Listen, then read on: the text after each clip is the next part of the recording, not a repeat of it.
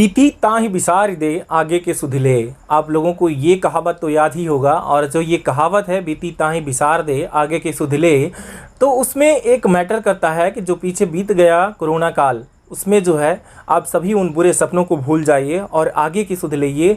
इसका मतलब ये है कि अब जो है शिक्षा, अब आज से 4 तारीख से शिक्षा व्यवस्था जो है, जो बच्चों का शिक्षा स्तर है वो स्टार्ट किया गया, शुरू किया गया।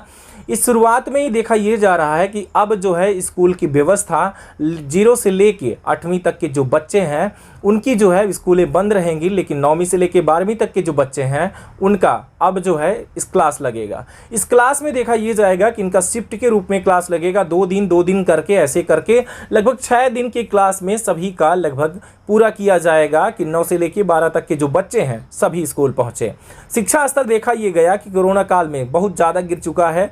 देखा ये जा रहा है कि जो बच्चे हैं जो कि 1 से लेके 8वीं तक के बहुत कुछ भूल चुके हैं, उनकी ज़िंदगी में शिक्षा का कोई स्तर ही नहीं रह गया, सिर्फ खेल और गेम ही रह गया है। जहां मोबाइल में लगातार ये देखने को मिल रहा है कि बच्चे जो हैं गेम खेलते रहे और उनकी लाइफ में शिक्षा का स्तर का कोई महत्व नहीं रह गया। लेकिन दूसरी तरफ ये देखा जा रहा है कि अगर 9 से लेके 12 तक की व्यवस्था अगर की जा रही, तो दूसरी तरफ इनको भी देखना चाहिए कि अगर बेसिक नॉलेज बच्चों को नहीं होगा तो 9th में और 10th में पहुँचेंगे कैसे।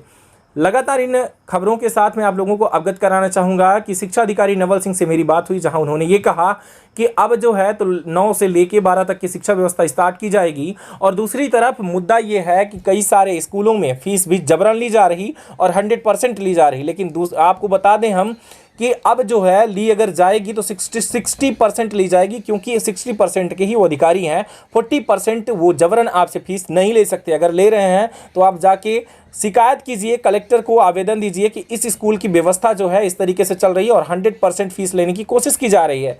क्योंकि हम आपको पहले ही बता चुके हैं कि अगर आप 5 रुपये का बिस्किट खरीदते हैं, उसके बदले आप 5 रुपये देते हैं। जब आपको बिस्किट दे दी जाती है फ्री में, कोई क्यों दे? अगर आपके बच्चों की पढ़ाई नहीं हुई तो आप पूरा 100% फीस क्यों देंगे?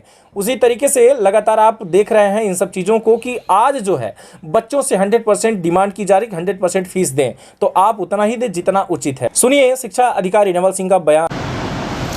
अरे उसमें हमारे जो स्कूल खुल रहे हैं, जिसमें आपका केवल कक्षा 11 और 12 के खुल रहे हैं, है ना, वो तो हमने पेपर में भी दे दिया है और उसका समय चक्र भी दे दिया है कि सप्ताह में 2 दिन जो है कक्षाएं 12 की चलेगी और 2 दिन 11 की। पर इसमें जो है ये है कि विद्यालय से संबंधित, तो उसमें ये था कि आप जो है प्राचार्यों, सभी प्राचार्यों को जो है निर्देशित किया गया है कि आप ग्राम पंचायत स्तर पर आपदा प्रबंधन समिति जो है उससे बैठक करा लीजिए और बैठक के अनुसार शासन की जो गाइडलाइन है, दिशा निर्देश है, उसके अनुसार आप कार्रवाई करें। आप जो है सेंट्राइज़र जो है अपने यहाँ रखिए, पूरे विद्यालय को सर सफाई कराइए, सेंट्राइज कराइए। बच्चों को जो है यदि सोशल डिस्टेंसिंग का पालन करते हुए केवल 50% जो है बैठने की अनुमति है, उसमें सभी बच्चे जो है मास्क लगा के बैठें और निश्चित दूरी बना के बैठें। और ये सारी कार्रवाई जो है विद्यालयों में की गई। सप्ताह में अगर नहीं किया जा रहा है, अगर इस तरीके से अगर व्यवस्थाएं नहीं होंगी तो सर उनके ऊपर क्या कार्रवाई? पर इसमें जो है नहीं, शासन जो है हर स्थिति में पूरा बजट डाला है और कार्रवाई हो रही है, ऐसा तो नहीं है। पर यदि ऐसी शिकायत होती है तो निश्चित है कुछ न कुछ कार्रवाई उनके लिए अनुशासनात्मक कार्रवाई तो प्राचार्यों के ऊपर की जाए। जैसे आपकी गाइडलाइंस में ये आया है कि अगर अभिभावक अगर नोटिस देगा या फिर सहमति देगा तभी बच्चे वहाँ स्कूल जाएंगे। शासन की जो गाइडलाइन है, दिशा निर्देश, अगर मान लीजिए कि वो नहीं दे रहे हैं तो क्या बच्चे स्कूल नहीं जाएंगे? नहीं, उसमें है कि जो बच्चे या जो अभिभावक सहमत पत्र देगा उसी के बच्चे को बैठना, और जो सहमत पत्र नहीं देगा वो स्कूल में नहीं बैठेगा। ये शासन की गाइडलाइन है, हम लोगों की तो व्यक्तिगत बनाया हुआ है, शासन का दिशा निर्देश है। और निश्चित है कि बच्चे जो है सहमत लेके ही विद्यालय बैठे, और ये सारी, और जिसको सहमत मिलेगा ही नहीं वो काहे को जाएगा।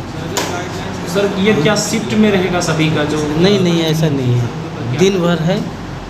यानी एक दिन में जो है केवल एक ही कक्षा पढ़ेगी, दूसरा कक्षा नहीं रहेगा। यदि भाई दबे मान लीजिए आपका हमारे 9th और 10th के भी स्कूलें यदि खुल जाती हैं तो उसमें है कि आपकी 10th की कक्षाएं केवल यानी बुधवार को चलेगी, एक दिन सप्ताह में, और शनिवार को जो है कक्षा नहीं। बाकी की सर 1 से लेकर 8 तक की सर स्कूलों का सर क्या होगा? ऐसे इसके लिए कोई अभी शासन की गाइडलाइन सर आपको क्या लगता है कि क्या बेसिक नॉलेज बच्चों के लिए ज़रूरी नहीं है? नहीं, बेसिक नॉलेज ज़रूरी है, सब ज़रूरी है। हमारे शिक्षा पद्धति और शिक्षा की जो स्थिति है वो काफ़ी गिर चुका है। बच्चे मात्र जो है आपका और निश्चित है कि बच्चे जो सहमत लेके ही विद्यालय ये मोबाइल से जो डिजी लैब से जो पढ़ाई होती है उसमें छोटे छोटे बच्चे नहीं कवर पर आते नहीं और बहुत ऐसे भी बच्चे हैं जो उनके पास ये साधन सुविधा भी उपलब्ध एक नहीं दिन है। में जो है पंचायतों में पहले पिछले वर्ष दिया गया था कि भी पंचायत जो है अपनी टीवी खोल दे, तो टीवी खोल भी देता है ग्राम पंचायत में, तो उसमें 10-20 बच्चे बैठ सकते हैं, पूरे स्कूल के बच्चे तो नहीं बैठ सकते। तो हमारी शिक्षा पद्धति जो है काफ़ी पिछड़ा हुआ है। यदि शासन का दिशा निर्देश और ये आपका तीसरा लहर यदि समाप्त हो जाता है, समय सामान हो जाता है, शासन यदि फिर खोल देता है तो स्वाभाविक है हमारे शिक्षा विभाग में कुछ प्रगति।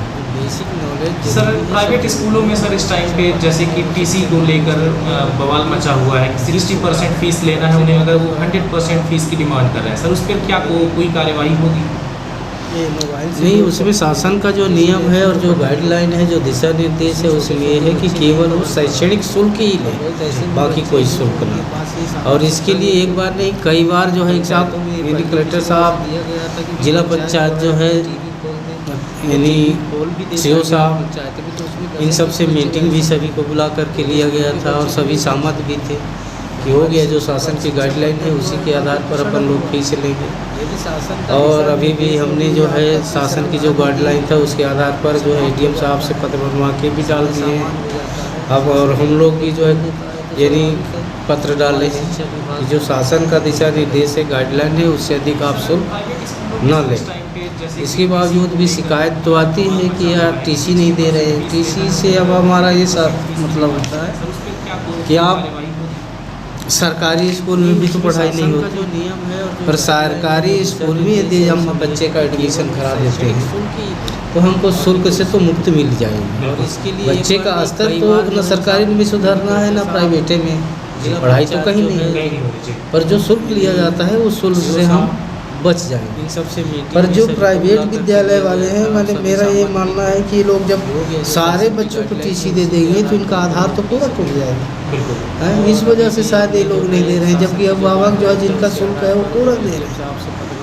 तो हम इसमें जो लोग शिकायत करते हैं उन पर जो है नहीं उस विद्यालय के ऊपर कार्रवाई तो करते हैं कि भाई आप निश्चित समय पर निश्चित दर पर ही शुल्क लेकर अभिभावक को टीसी इसके बावजूद भी शिकायत तो आती है। और बाकी जो है अब हम अभिभावक और जो है वो स्कूल संचालक का संबंध स्कूल में भी कैसे पढ़वाता था, कैसे लिखाया था, क्यों लिखाया था, ये उसकी जवाबदारी है। और उसमें तो हम पूरा नहीं बन सकते कि आप सबकी टीसी दे दें। का स्तर तो सरकारी में भी सुधारना। अब जहाँ जिनकी सुविधा होगी वहाँ वो पढ़ाएंगे, इसलिए वो टीसी ले रहे हैं, पर वो केवल शुल्क से बचने के लिए ही टीसी ले रहे हैं।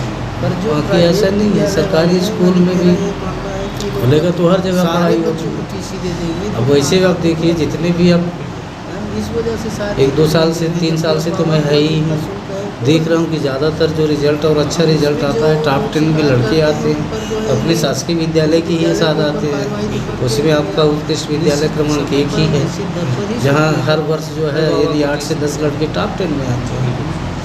तो ऐसा नहीं है कि प्राइवेट वाले ही केवल पढ़ाई करते हैं, शासकीय वाले नहीं करते। शासकीय वाले भी अच्छे जगह कोई ऐसे विद्यालय हैं जो दिन रात मेहनत करते हैं, मध्याह्न भोजन चलता है तो उसको साफ़ सुथरा बनवाते हैं। बल्कि आपकी सिटी लाइन में आप देखें तो उतनी अच्छी व्यवस्था नहीं है जितना कहीं कुछ जगह अच्छे ग्रामीणों में भी है। ऐसा कुछ नहीं है कि शासन जो है या शासकीय स्कूल के बच्चे या मास्टर कुछ नहीं करते। धन्यवाद, नमस्कार। अभी तक आप देख रहे थे तरंग 24 न्यूज़। मैं रुकमान पांडे, नमस्कार, जय हिंद।